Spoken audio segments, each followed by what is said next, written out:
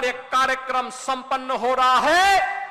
और साथ साथ बहराइच के मेडिकल कॉलेज का नामकरण भी महाराजा सुहेलदेव के ही नाम पर रखा गया है। हॉस्पिटल का नाम बालार कृषि के नाम पर रखा गया है,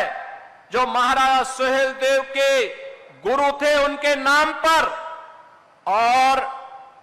आजमगढ़ के विश्वविद्यालय को भी हमने राज्य सरकार के द्वारा जो विश्वविद्यालय बनाया गया है, उस विश्वविद्यालय का नामकरण भी महाराजा सुहेलदेव के नाम पर रखा गया है। बहनों और भाइयों, महापुरुषों के प्रति सम्मान क्या होना चाहिए, उसकी एक अभिव्यक्ति है यह कार्यक्रम। उसकी एक अभिव्यक्ति है यह कार्यक्रम। और मैंने इसीलिए बहराइच के एक कार्यक्रम में आकर के तब कहा था, मैंने कहा था बहराइच की एक धरती पर आकर के मैंने कहा था कि विदेशी आक्रांताओं का महिमामंडन बंद होना चाहिए, राष्ट्र नायकों का सम्मान होना चाहिए, हर हाल में सम्मान होना चाहिए। और 1000 साल पहले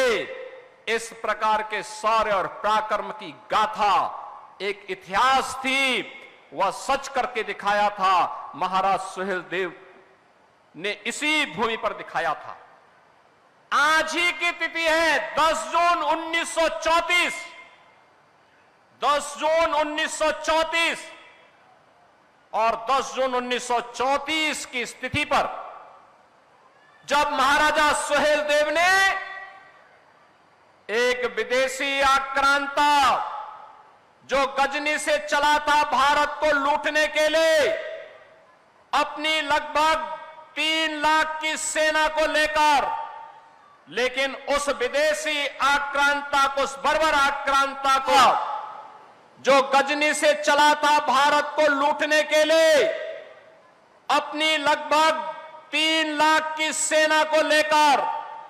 लेकिन उस विदेशी आक्रांता को, उस बर्बर आक्रांता को रोकने की युक्ति महाराज सुहेलदेव ने अपनी कूटनीति के नाते उन्होंने बड़ी प्रखरता के साथ मथुरा से लेकर के बहराइच तक पग पग पर उसके लिए इतनी बाधाएं खड़ी की कि यहां पहुंचते पहुंचते उस दुर्दांत आक्रांता की आधी सेना समाप्त हो चुकी थी। और जब इस चित्तौड़ा नामक स्थान पर महाराज सुहेलदेव के सामने पड़ा, तो महाराज सुहेलदेव के साथ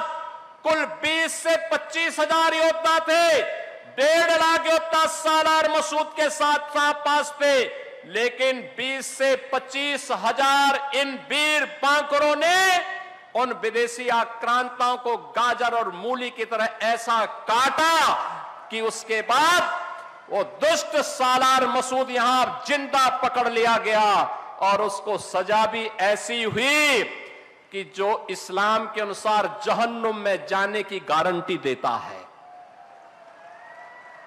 बहनों और भाइयों, और इसीलिए हम कहते हैं, इसीलिए प्रण था प्रधानमंत्री मोदी जी का एक इस बारे में आदेश था कि राष्ट्र नायकों का सम्मान होना चाहिए। और इसीलिए उस प्रण और उस भाव को व्यक्त करने के लिए मन में एक इच्छा थी, महाराजा सुहेलदेव को जो सम्मान मिलना चाहिए था, इतिहास ने भले ही उनके साथ नाइंसाफी की है, लेकिन डबल इंजन की सरकार उनके साथ नाइंसाफी नहीं होने देगी, क्योंकि हमारे सामने प्रेरणा पुरुष के रूप में ऐसा महापुरुष शौर्य और पराक्रम का प्रतीक होना ही चाहिए, जो महाराज सुहेलदेव के रूप में आज हमारे सामने है। और आज उनका एक भव्य स्मारक यहां पर हम लोगों ने बना करके आज बहराइच वासियों को, पूर्वांचल वासियों को,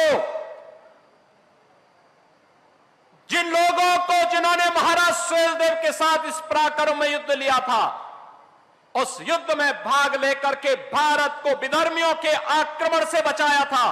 भारत की धर्म और संस्कृति को बचाने का काम किया था, धरा को भी